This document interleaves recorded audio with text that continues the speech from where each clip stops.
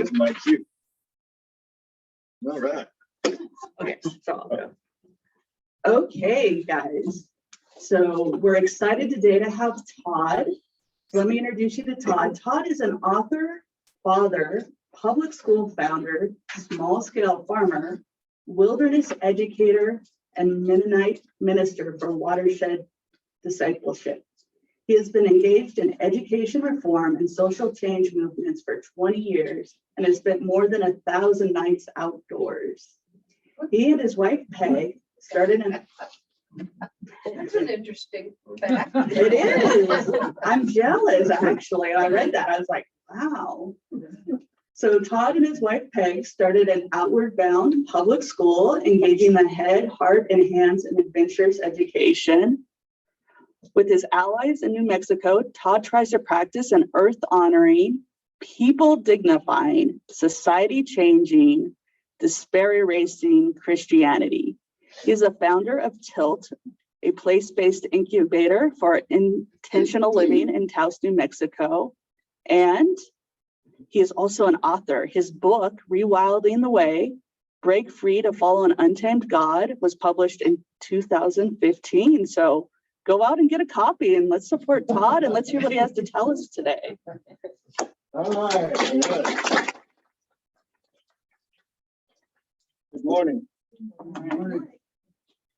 It's really nice to be here with you all, be alive with you here in this space. Thanks for inviting me. I haven't been around Unity much, but I like what you do. And I hope we can stay connected. I think it was 10 years ago when I first came across this quote that goes something like this. Americans can more easily believe that their world will be destroyed by aliens than conceive of modest reforms in national health care. Just the idea that we tend to not exercise our imagination nearly as much as possible is the message I want to bring today. This seems like a very highly imaginative place and people. So it may be that you're already out there at a semi-proud level, but maybe we can bring ourselves together to share deeper imagination about the world ahead of us and what we live in. Does that sound okay? I love the definition that Unity shared with me about what a message or a sermon is, that it's in essence, it's an opportunity to crystallize one big thought into a story that in which others can find themselves. It really resonated with what Mike just said about the youth of today and that they need a bigger story. I would say that those symptoms of drug use and crime and despair are symptoms. That's not the story, right? It's because they're missing a larger story. And why are they missing a larger story? Because we're missing a larger story.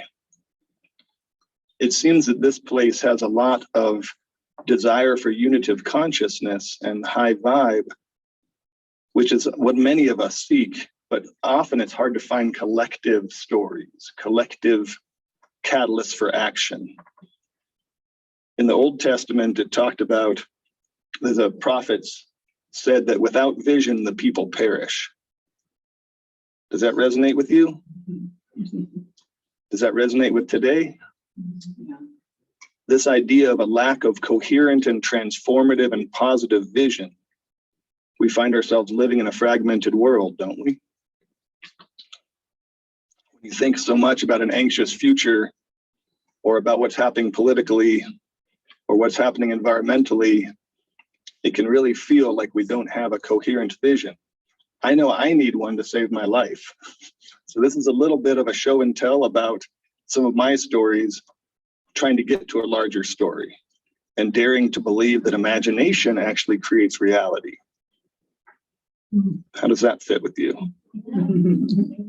Yeah, that your frame is what you see. You know, and you can look at people like Gandhi, you can look at Jesus, you can look at Mother Teresa, you can look at Dalai Lama, who have flipped their scripts or changed their nature of reality. I want to talk about planting a few seeds that might bear fruit for us. And it's great to see many people in the room here who are individual agency of change and transformation already. To know we're not just in unfertile ground here. I just want to share just a quick show and tell. In terms of it reinventing things, yeah, my book is called Rewilding the Way. And for me, it was reimagining the Jesus and prophetic narrative of the Old Testament. These were desert-dwelling, subversive, empire-resisting peacemakers on the lam in the desert. These were not conformist agencies of empire. So that's a little bit of that reinvention. I want to share with you just some newsprint. This was a story about Tilt and the Tilt coming back out of the ashes. And in that rebuild, I think some of you have seen that we've rebuilt bigger and better. And this is a little storybook about a 4-day conference that instead of thinking of this as only a tragedy, we reinvented ourselves and held a 4-day conference for community uplift in October. And if you want to check these out about kind of what, trying to pivot and reimagine what that looks like. My friend Daniel Rhino Herrera was a drug addict and a felon, and he's really reinventing his life in Cuesta. And we're transforming a trailer park into a sober living village we're calling Quilt, the Cuesta Initiative for Life Together. And so these are just some things that show and tell for later if you want, but I wanted to give you those tidbits. Sorry, those on the Zoom screen, you're gonna have to not touch them. But back to that story is that we suffer from so often a scarcity of imagination. We let go of our authority to recreate our own lives so often because it's convenient or comfortable or dominant consciousness. We go about routines that may not be life-giving. We commit to things that may not be life-giving. We're so exhausted sometimes during the end of the day that we just want to follow the script. So my message this morning is about reigniting our imagination and finding vision. Luckily, I grew up playing tons of Dungeons and Dragons. I also read tons of science fiction and fantasy. And I grew up professionally being a camp counselor running around in the woods unsupervised. Because of that, oh, and lastly, I grew up falling in love with Jesus. Jesus was somebody who flipped the script. This is someone who on the outside looks like he was born of bastard parentage, unwelcome in the temple, not rich enough to be pleasing to the Roman emperors, marginal carpentry skills. This is not a guy who would declare himself the Son of God. It's not someone who would dare to believe that the kingdom is around us, among us, within us, right here. But in the shadow of empire, he reinvented heaven on earth. That heaven on earth project is a seed or a leaven, a piece of yeast. And it's the kind of imagination that changes everything.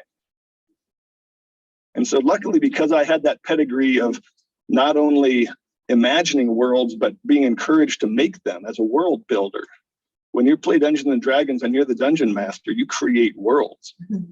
When you're a camp counselor with no one telling you what the curriculum is, you create worlds. I think you may know some imaginative spaces where it's a vacuum and someone has to say what we're doing.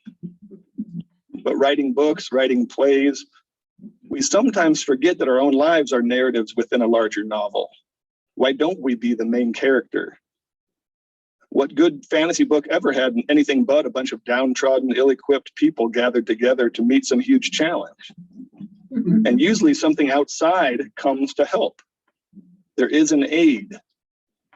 Gandhi called it satyagraha, truth force, that if we can align ourselves with that rushing river, so much more than ourselves shows up. So it wasn't too hard when we had the chance to dream up Roots and Wings Community School. It was a 35-page charter that I wrote that said, well, if we had this school, then, and it just felt like I was writing a Dungeons and Dragons world. And that was 22 years ago. My wife still works there. But we imagined a farm and wilderness school within a public school constraint setting where we were doing 10-day backpacks, and growing food and, questioning the use of single-use plastic, kids out on the streets. We were evaluating Kit Carson I put him on trial and found ourselves complicit in the whole mess. And so this idea of creating something different is more than ever necessary because we're on the brink. However you call it, a great collapse, a great turning, a very rough initiation, the current model of humanity isn't going to be the current model of humanity. And we have some choices to make. But in the face of this, we have to find some imaginative right ways of living together.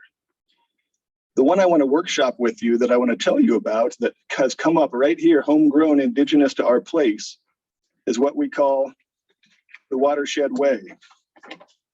We have a little pamphlet about it and stuff, but the Watershed Way is an imaginative life way devised to be life affirming. And ironically, in this hyper modern world, it's about returning to place.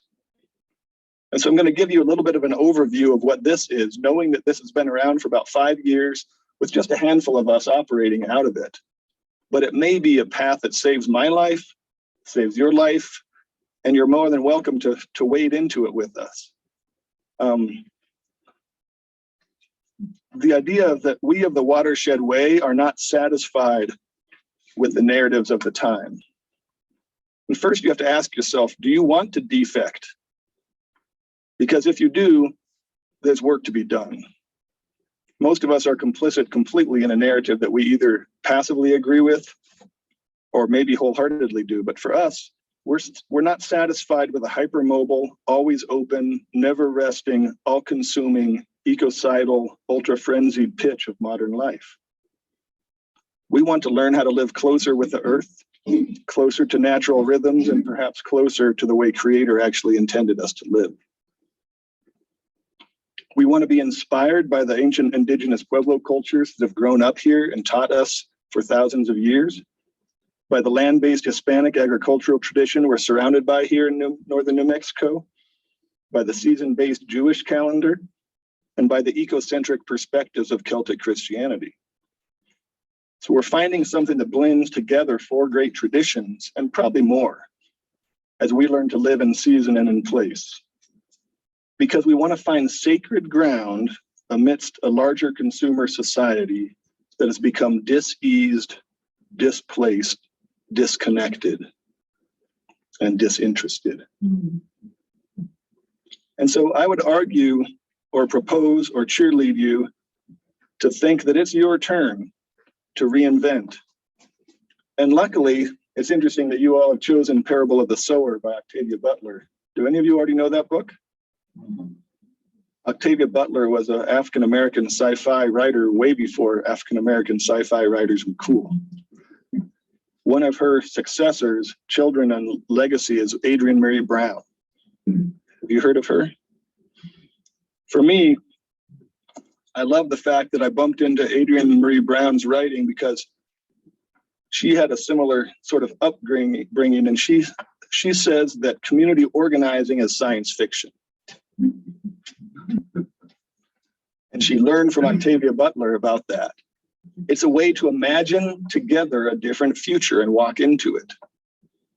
Community organizing is naming something like Martin Luther King did about a beloved community and daring to believe it's true. It's what Jesus did with the kingdom of God, his heaven on earth project. He named it and claimed it, and then it became. That's science fiction. We're practicing science fiction by doing community organizing. That just lit me up.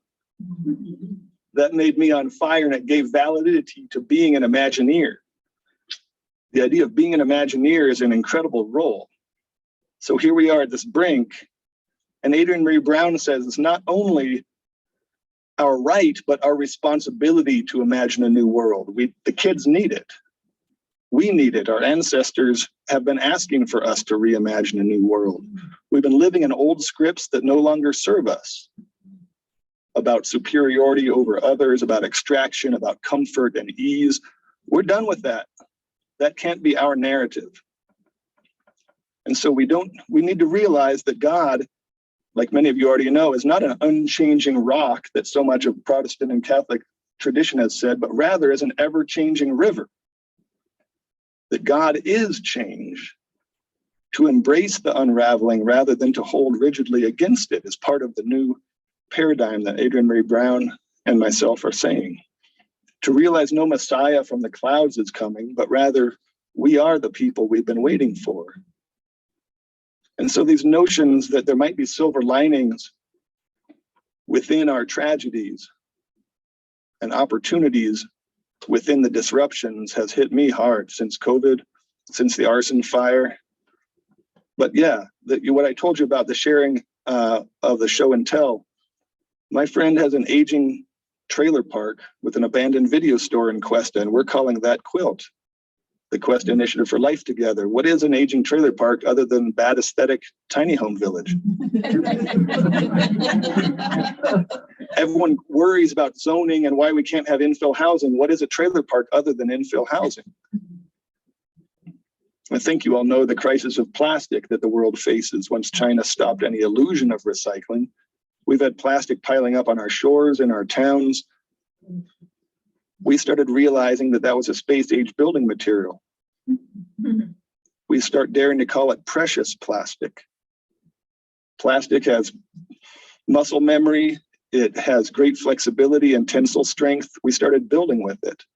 And so Cuesta, the trailer park, is the world headquarters for the Repurposing Plastic Project. We're starting to make 8-foot-long modular walls we're calling ready walls that are ready for stuccoing. We're building a carport right now with these. It's planning and zoning approved, and we're using thousands and thousands of pounds of post-consumer repurposed plastic that was sourced right here as soon as you drink your bottle. Some of you might be part of the Repurposing Plastic Project. It's a $5 a month membership fee for you to give us the privilege to bring your plastic to us. And we're learning how to build with it in a way that truly might be a little leaven in the loaf incubator. If we do this right and develop a product and can teach others how to do this, this could spread all across the world as a buildable way of using plastic instead of throwing it away. Building for something. So that's just another little exciting piece. But what would it look like if we could create a new world together that was about making the Taos watershed the watershed we want to be in the world? To take Gandhi's ideas of be the change, but at a county-wide level. That's what the Watershed Way is. And this idea of what we're finding and leaning into in the Watershed Way, that we're discovering what it means to be a person of place. Querencia is the word that Hispanic people have developed in northern New Mexico to develop. It's almost like the belly button of security, safety, strength, knowing who you are. Querencia means to the heartfelt desire to be in the place that you are at your best. It's the place where you're most supported, where people have your back, where you're giving out the most. This term of querencia I'd like to adopt into my language in my life, but that means I have to be adopted into place. I don't get to be hypermobile. And so the word freedom of the day, freedom to me is the choice to choose your burden. It's not that you have every option open all the time, which means you are a voyeur in society, you're a visitor. But to be a person of place means you're married to that place. You're claimed by it as much as you claim it.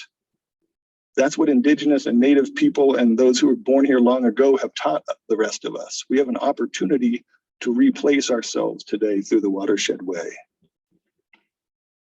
It's clear this invitation extends beyond ethnic Indigenous people to anyone who eats, says Robin Wall Kimmerer. Anyone who eats, I guess that includes most of us.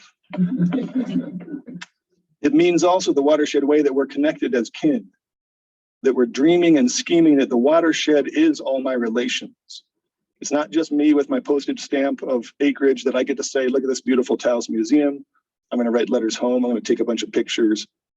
But how do we contribute to the tax base? How do we regenerate soils? How do we help the children who are not born to us, but have become part of our lives? To be more than connected with more than human beings. So this idea of being all my relations in the watershed, extending and learning, just like that Buddhist prayer of compassion, starting with self and moving outward, how many layers of community can we care for? My wife and I are talking about, when we do talk about reparations and economic reparations, how can we share our surplus so that personal wealth becomes commonwealth? It's up to us. It is our responsibility to get out of individual bubbles, is it not? Absolutely. Third thing we're learning is that we're learning to know that we are welcome here. When you have white colonizer guilt, when you have settler guilt, sometimes you come here, you buy into Taos, and you're like, can I be a local? Can I be native? No, we can't be native. But we can learn what it means to be a naturalized citizen. It's different than being a visitor, a voyeur, a traveler, a bargain hunter. To be a naturalized citizen takes sacrifice and work. And what's beautiful is I've worked as a minister of Watershed discipleship. I've been given guidance by local Native people, especially Tewa Women United just down south of us. They clearly talk about two different quick things to do that are super important. The first is to truly consciously apologize and look at your colonial heritage and what your ancestry has done, to make a deep, profound apology and repentance.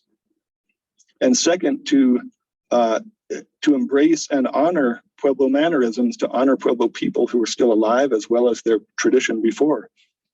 But to name and authentically apologize for ancestral damage, and then to pledge in resource sharing, earth honoring, and Pueblo dignifying ways. Under those conditions, we're welcome here. That's a relief to me. I get a huge burden off my chest when I know I'm welcome here. When the earth actually wants people to be alive. Under what conditions can we know that the earth is happy with us? Robin Wall Kimmerer and others talk about reciprocal and reverential ways of being. The earth is happy. We have husbanded in the best of senses with the earth for so long. Humans have helped the earth flourish. We haven't always been destructive. We can learn new ways. And this idea, the simple process of truth and reconciliation with Native people, then includes these words. Marian Naranjo, some of you may know from the group called Honoring Our Pueblo Existence, just south of us. She encourages us to start any meeting with these kind of words. And so I'm going to share them today. Any gathering of intention to say that everyone here is walking, living, and breathing within these sacred lands of Tewa and Tiwa people. Let us acknowledge where we stand and give thanks for the living mountains, the living valleys and the waters, which sustain our lives and form Tewa and Tiwa ancestral homelands. Let us ground our activities in the awareness of where we are, and may the mannerisms of Pueblo people enter our lives and fill us with gratitude, love, care, and respect for all that is shared between us and all beings. In that we are welcome here. And so the notion of becoming welcome, to feel at rest, that you deserve to have a place, that you are welcomed and held, that's a third, a very powerful piece for us as we live the Watershed way. The fourth is really one of the most practical and hardest. It's about like going to the gym. It's changing our habits, changing our sloppy, comfort, greedy ways of being, shaping up. It's learning to treat your region as your rabbi. This idea of region as rabbi, that like, oh, maybe I'm going to have to be instructed in some ways. Maybe my taste buds have to change. Maybe I need to learn what it means to eat this region. We do things like a bioregional food covenant. One of the things before the fire that I conceived of was something that we called the 25, 75, 100 bioregional food covenant, which means by the year 2025, I aim to get 75% of my food from within 100 miles. 25, 75, 100. That's something that in a personal enlightened person can do on their own, but it's a collective, right? You don't source food by yourself. But we're the kind of people who could really make a local food movement happen. If you're not already engaged in that, it means we have to change our taste buds, change our pocketbook, maybe to go without a little bit at the beginning. But the idea of being part of a 25, 75, 100 bioregional food covenant is a practice that is spiritual, is it not? This is not just a practical economic decision, but we could lead together on things like that. It's the time for that, and think about the jobs that are created and the seasonal living that's created when we commit to that together. Some of the other habits, but before I go into that, I just want to say that one of the vows that we have with the Watershed Way and living into it. This is what my friend Daniel Herrera, if you haven't met Rhino, he's the high priest of the Watershed Way. Mm-hmm. And he used to be 420 pounds, was born 7 generations, family in Hondo, Arroyo Hondo. And he's realized after being in jail and being a drug kingpin for a while, minor league drug kingpin, that this is heaven on earth. He doesn't need to go searching somewhere else for something shinier or better. And he writes, "We of the Watershed Way are hard workers.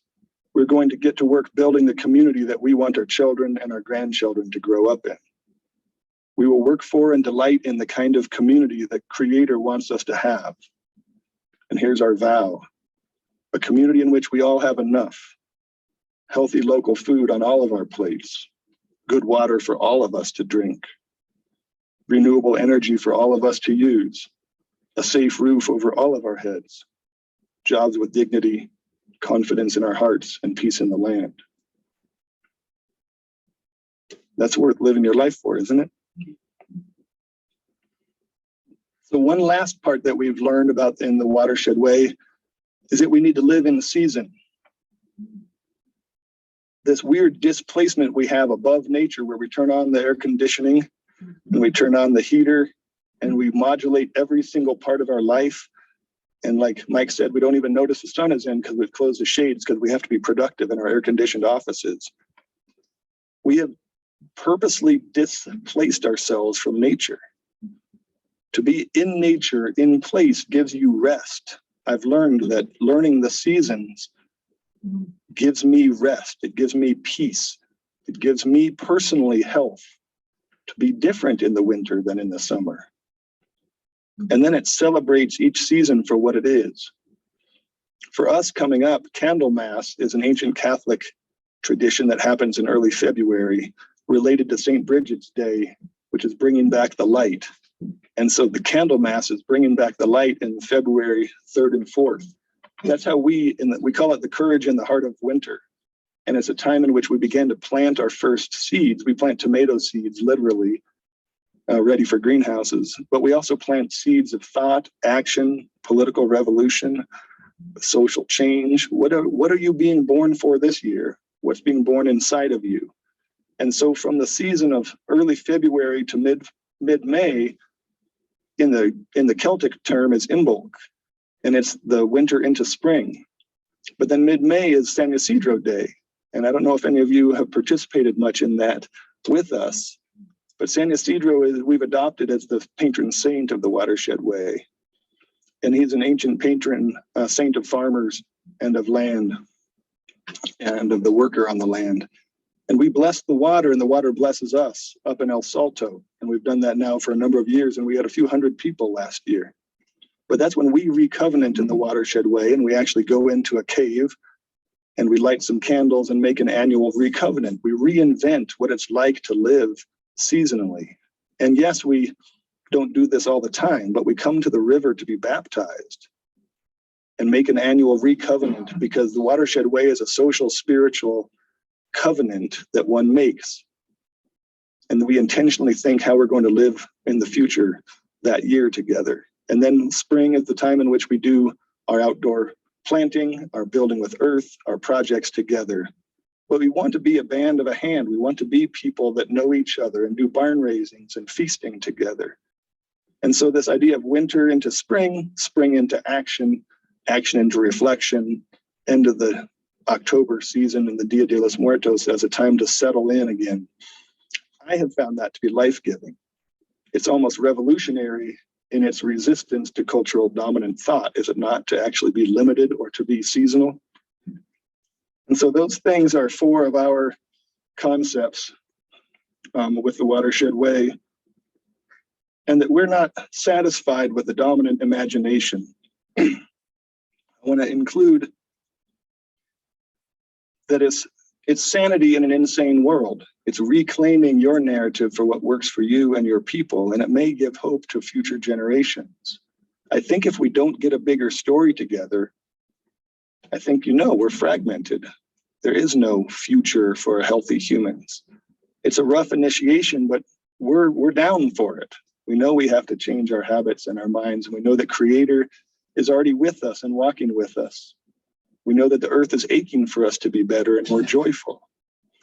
And so I love Adrienne Marie Brown, the same woman here who talked about community organizing as science fiction, when she says, now I've become obsessed with how we can be movements like flocks of birds, how we can be movements like underground power, like whispering mushrooms, small patterns that support each other's growth, spread lessons, and proliferate change. For me in my training, I think about that, and I think, what is underground power like whispering mushrooms other than also yeast, leaven, little pockets that are almost so contagious they can't not spread. As my friend reminds me, we're in a marathon, not a sprint. And as my friend Bud Wilson, 96-year-old, says, there's really not much doing that can be done in one lifetime anyway. And so I encourage you to elicit your imagination with me, to walk into the future holding hands and imagining. And if the Watershed Way resonates with you, we'll be doing some discussion groups and description about that from Candlemas into May 15th. And some of us are going to get baptized again and recovenant into the Watershed Way in the spring. Thank you for listening to my story. I hope it connects to yours in some way. It inspires you to take your fierce imagination and let it guide your life. Amen. Thank you.